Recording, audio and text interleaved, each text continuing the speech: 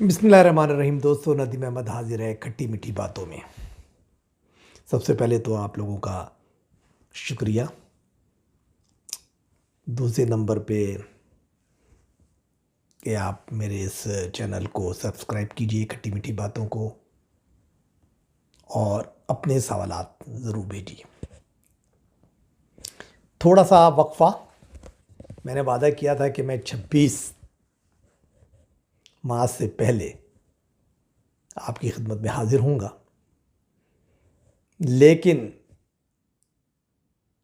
कहते हैं ना कि खुदा ही मिला ना विसाले सनम, इधर के रहे ना उधर के रहे। बात थी, सिलसिला था। वो गालिब का एक शेर और याद आता है कि थी खबर गरम के गालिब की उड़ेंगे पुर्जे, देखने हम भी गए थे पे तमाशा ना हुआ। MRD MRD MRD, लॉन्ग मार्च लॉन्ग मार्च लॉन्ग मार्च, 26 मार्च लेकिन कुछ नहीं हुआ। बल्कि कहते हैं ना कि वो PDM ही हवा हो गई। तो बहरहाल ये वजह नहीं थी कि जिसकी वजह से मैंने इसको डिले किया, क्योंकि ये बात तो मैं शुरू से, अगर आप मेरा प्रोग्राम देख रहे हैं पिछले 5 माह से, तो मैं एक क्लियरली बात कर चुका हूँ पहली फर्स्ट डे से कि देखिए, पाकिस्तान में जितनी भी पार्टियां हैं सियासी, वो नज़रियाती नहीं हैं, इंतखाबी हैं। तो जब हमें ये बात पता है कि वो इंतखाबी हैं, नज़रियाती नहीं है, तो वो तो वही होता है जो आपके सामने हुआ। फिर मैंने एक बात और बताई थी कि ये जो है ना 3 सौकने हैं, नून लीग, पीपल्स पार्टी, PTI, और बादशाह कौन है? एस्टेब्लिशमेंट। अब स्वागन वही कहलाए जो पिया मन बहाए। आजकल इमरान साहब स्वागन बने हुए हैं या PTI स्वागन बनी हुई है, ठीक है। दोनों तुझी तैयार हैं, सौकने जो बैठी हैं कि भाई हम तो तैयार हैं, कुछ नजरे करम इधर भी कीजिए, बादशाह सलामत। तो ये कहानी, तो कोई नजरियाती बात नहीं है, कुछ नहीं है। तो वही हुआ, पीपल्स पार्टी इक़्तिदार में शामिल है, सिंध के मज़े ले रही है, और फिर डिप्टी स्पीकर भी उनका था मांडली वाला। तो वो सिस्टम में एडजस्ट हैं और उसके मज़े ले रहे हैं, जैसे PTI ले रही है, काफ लीग ले रही है। मौलाना फजल रहमान साहब और नवाज शरीफ साहब सिस्टम से बाहर हैं, उनको तो कुछ नहीं मिल रहा। तो वो चाहते हैं सिस्टम को आज हम धड़म करके से गिरा दें और दोबारा ऐसा निज़ाम बने जिसमें हमें भी हलवा मांडा मिले। ये कहते हैं भाई वक्त पे ही करो ना यार, हमें तो हलवा मांडा मिलना है, पहले इस हलवे को तो पूरा खा लें, पीस पार्टी वाले कहते हैं। उसके बाद देखेंगे। तो ये वो बात है जिसकी वजह से ये सिलसिला गड़बड़ पहले दिन से था।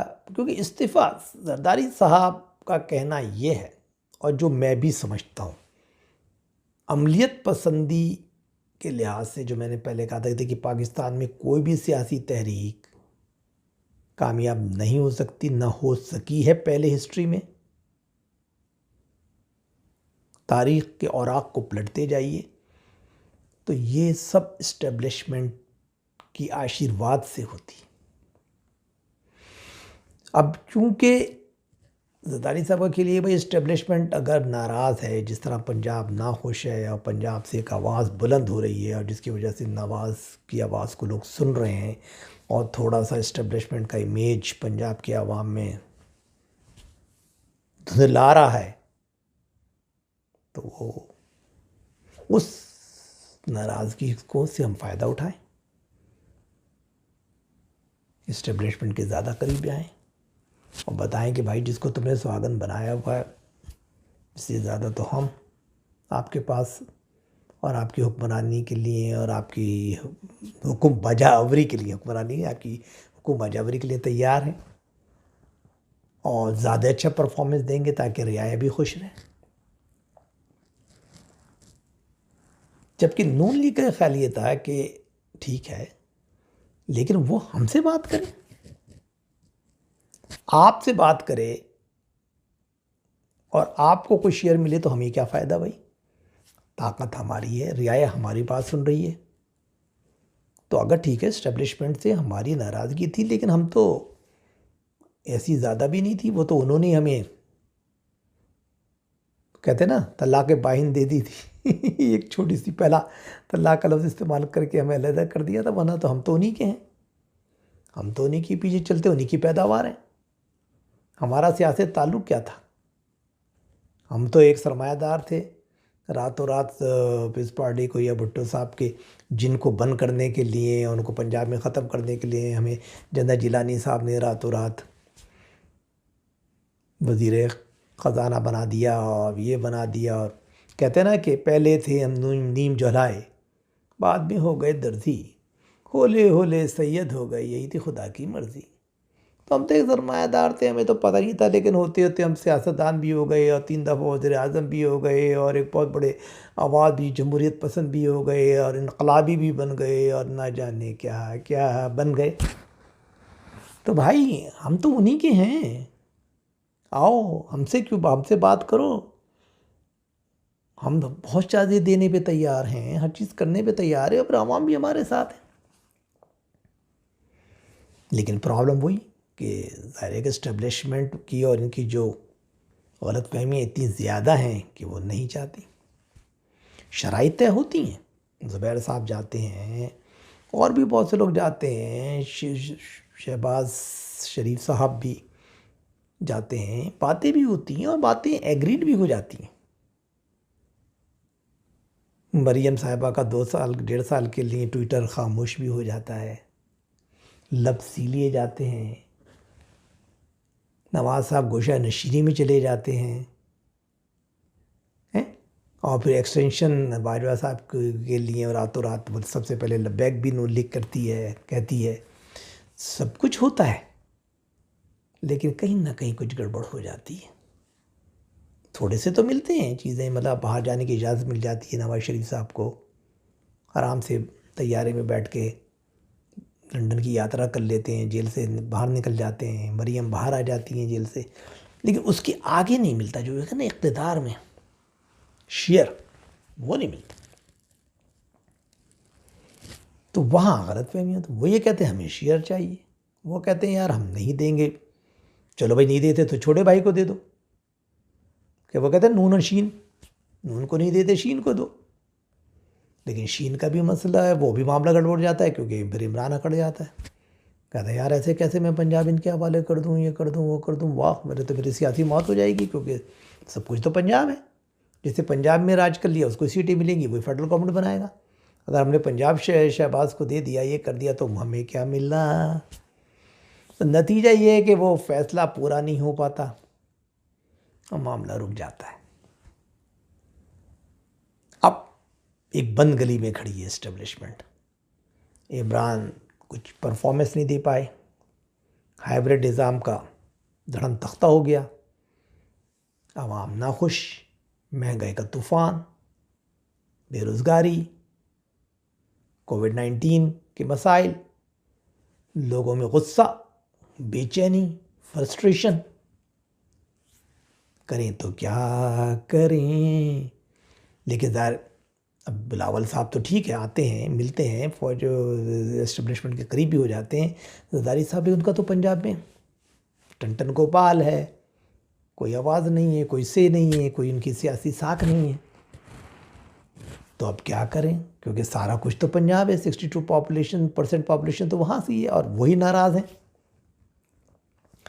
तो वहाँ बात करें तो फिर पंजाब में दूसरी पार्टी PTI, वो परफॉर्मेंस नहीं दे पा रही।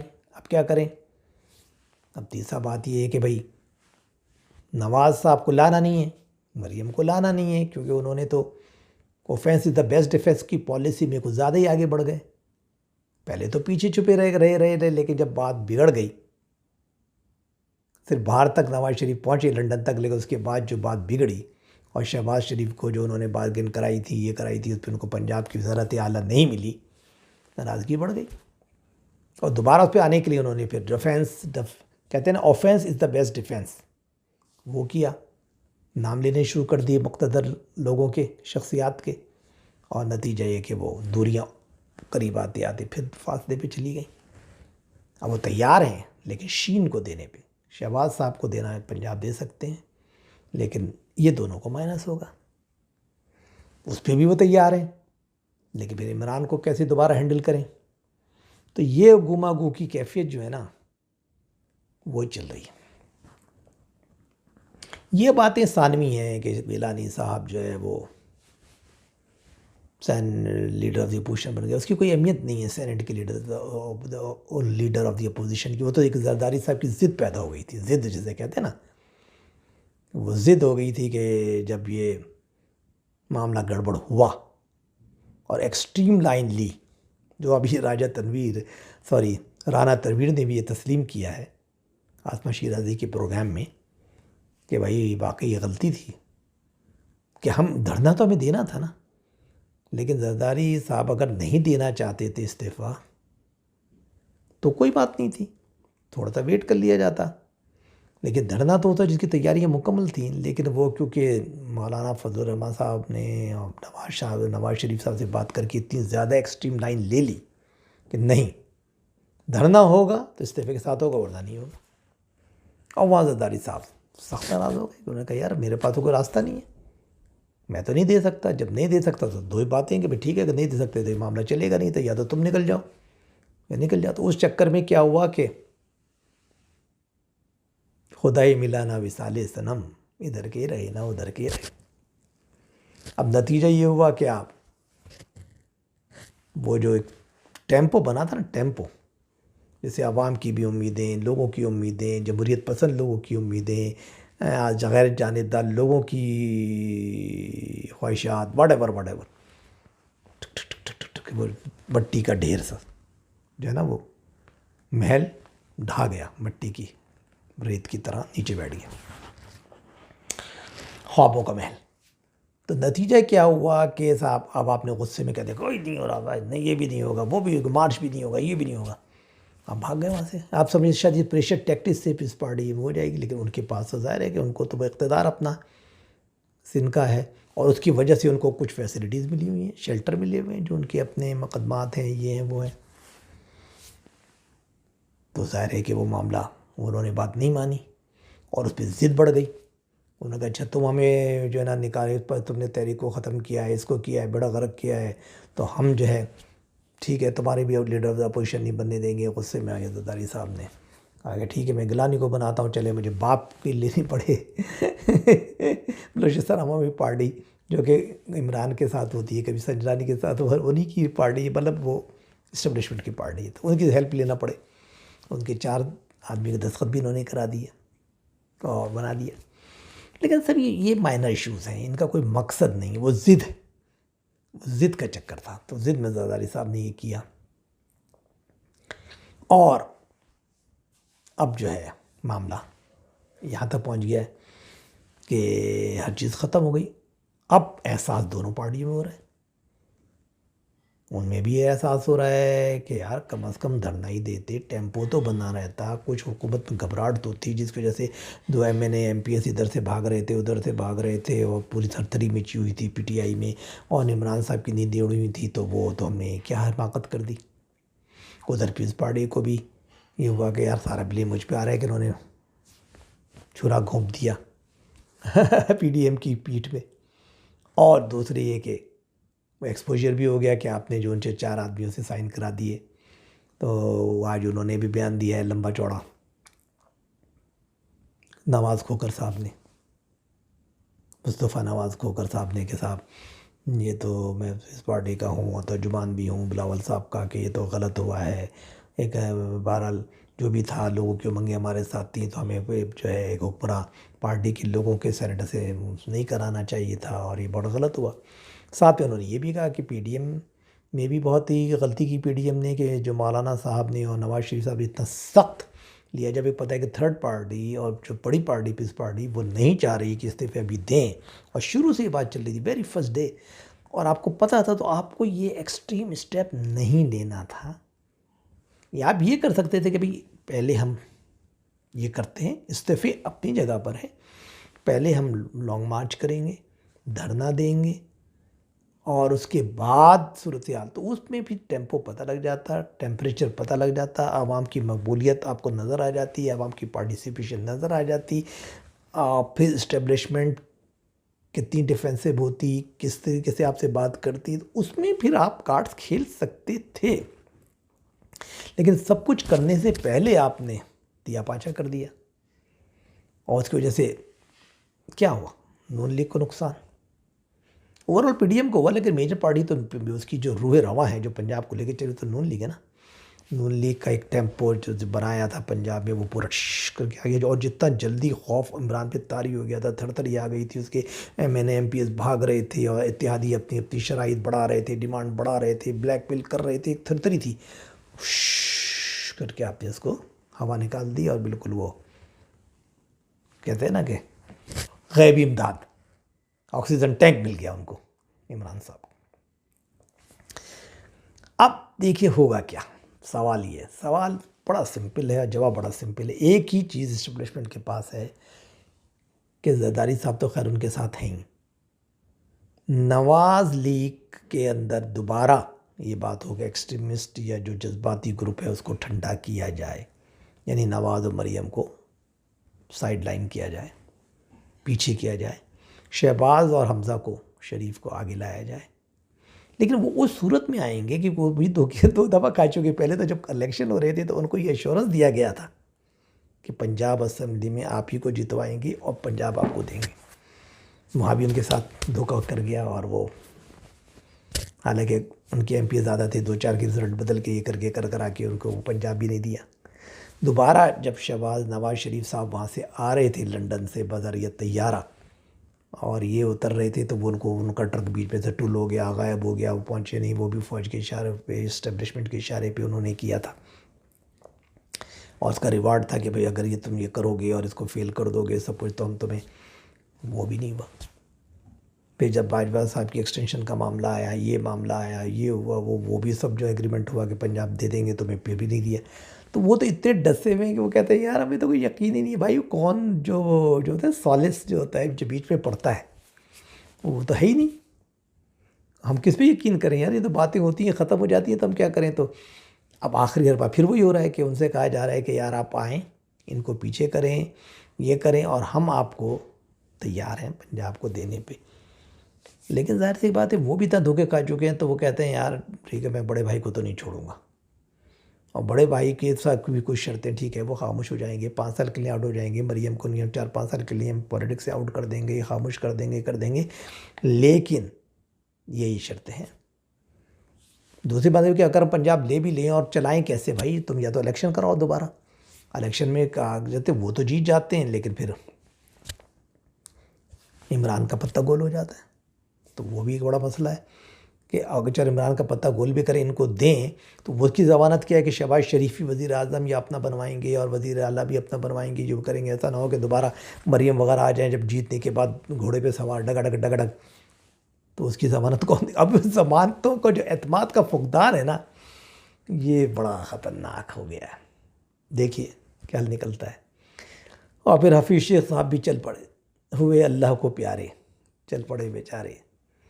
तो यही होता था कि ये लोग आते हैं, लोग ये देखे ना, मैंने कहा 3 शोबे जो होते हैं ना, हमेशा से, चाहे वो बेनज़ीर हो चाहे कोई भी हो, हमेशा से इस्टेब्लिशमेंट के पास होती है। उस पर ख़जाना उनके पास होता है, डिफेंस उनके पास होता है, और ये खारजा अमूर, तो ये उनके अपने बंदे होते हैं। तो वो बंदे को ले आए थे, बंदे के उससे बंदे ने जो किया IMF के, और इससे तो और चीखें निकल गई, इतनी ज़्यादा कंडीशन थी, बंदे की उन्होंने छुट्टी कर दी।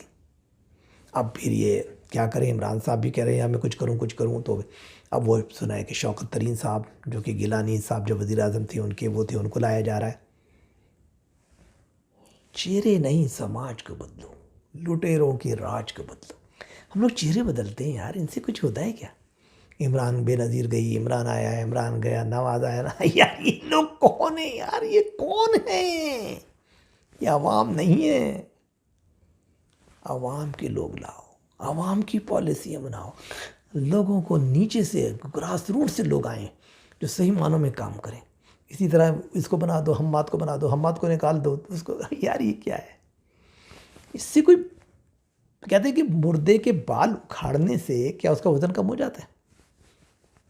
ये जो मसाइल हैं इक़्तिसादी और ख़ारजा, अब वो जो ना कि वो साहब इमरान साहब सियासी अकल नहीं है या तुम्हारा ये जो हुकूमत है यार, ये जो हुकूमत तुम्हें मिली है, हुकूमत पाकिस्तान जो है ये इस्टेब्लिशमेंट ने तुम्हें लेकर आई है। इस्टेब्लिशमेंट की जो है हमारी वो चलती है कुछ चीज़ों पे, उसमें आपको देखना पड़ता है कि भाई हमारे खारजा उमूर हैं क्या। आप सऊदी अरब की गोद में वहाँ से पैसे लेते हैं, सऊदी अरब के साथ यूएई है, कुवैत है, बला बला है, वो आपको माल मसाला देते हैं जिससे आप चलते हैं, या फिर अमेरिकन एड आती है उससे आप चलते हैं।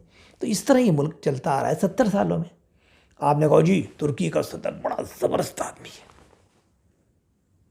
उस ज़माने में जो वो मलेशिया में होता महातिर मोहम्मद ज़बरदस्त आदमी।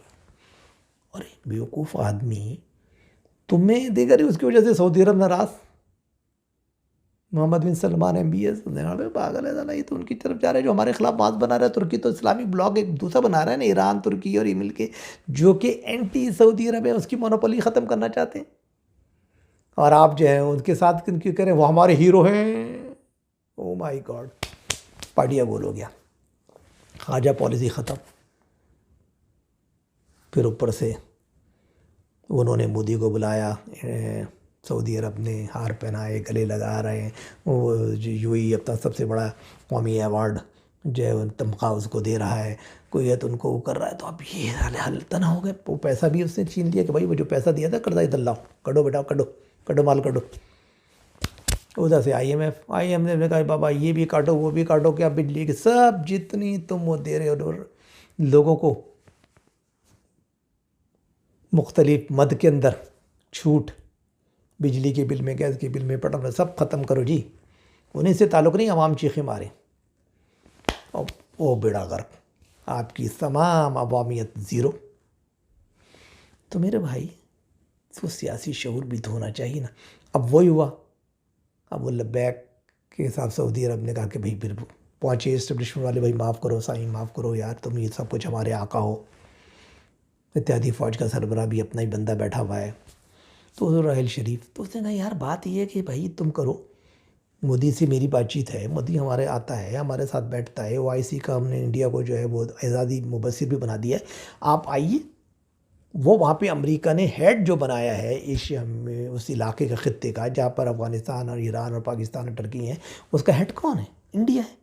तो अमेरिका का जो वहाँ पे कंट्रोलर है वो इंडिया है। तो आप इंडिया से बातचीत कीजिए। मैं अब मोदी से कहता हूँ वो आप पहले पहल करें और आप उसके साथ कहें कि जी कश्मीर कुछ नहीं है, बेकार है, वो जो भी वहाँ पर हुआ, जो भी ऑर्डिनेंस ख़त्म हुआ ज़मीनों की ख़रीदारी का, इसका उसका, जो भी उनको मारा पीटा, कश्मीर से आपका ताल्लुक़ क्या है इससे? आप सिंपल बात करें जी, हम तजारत करना चाहते हैं, हम भाई बंदे, कोई हमारा कश्मीर का इशू नहीं, जो भी है जाने दो। और फिर हमारे इस्टेब्लिशमेंट को कहना पड़ा। और उसके बाद दूसरे दिन वो इमरान साहब के वज़ीर भी आके, इमरान साहब ने ख़त भी लिख दिया, फिर उसको मोदी साहब ने जवाब भी दे दिया, और उसके बाद जनाब उन्होंने उनको बुला भी लिया। और अब हमाद साहब जो वज़ीर नए बने वज़ीर ख़जाना, वो फरमाते हैं कि हमने तिजारत भी खोली। तिजारत तो तुमने बैन की थी, तिजारत इंडिया से खोल दी, शक्कर मंगवाएंगे, ये मंगवाएंगे, फलाखात मंगवाएंगे, वैक्सीन मंगवाएंगे। तो भाई मेरे इसलिए कि वो तो आपने बैन की थी, गुस्से में वो इंडिया ने कश्मीर पे ये कर दिया। यार तो पागल दे पुत्रों, क्योंकि अब सऊदी अरब ने कहा, उसने कहा बाबा फंड उस वक्त मिलेगा, पहले सब बातचीत करो, क्योंकि ये इलाके में हम अमेरिका की कॉलोनी के अंदर हैं या ग्रुप के अंदर है। सऊदी अरब मिडिल ईस्ट का इंचार्ज है, यहाँ पे इंडिया जो है वो यहाँ का इंचार्ज है। तो भाई अमेरिका का जो भी यहाँ पे मफादात का गेम है उसके अंदर आप करें,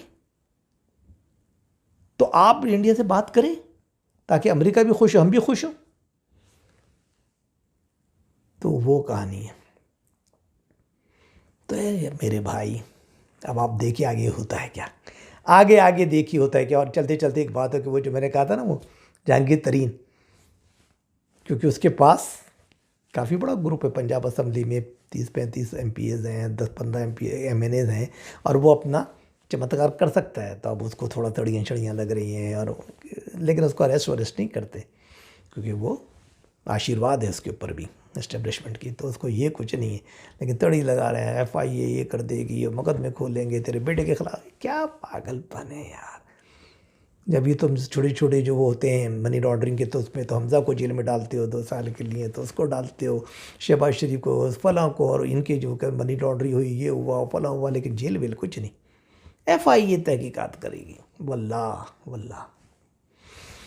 तो आज यहाँ तक, मौज़ूआत तो बहुत हैं, फिर इंशाल्लाह बात होगी। और इस दफ़ा मेरी कोशिश होगी कि तरह जल्दी जल्दी आपसे बातचीत की जाए। जब तक के लिए इजाज़त दीजिए, लेकिन हाँ, मेरे प्रोग्राम को सब्सक्राइब करना ना भूलिएगा। अल्लाह हाफ़िज़।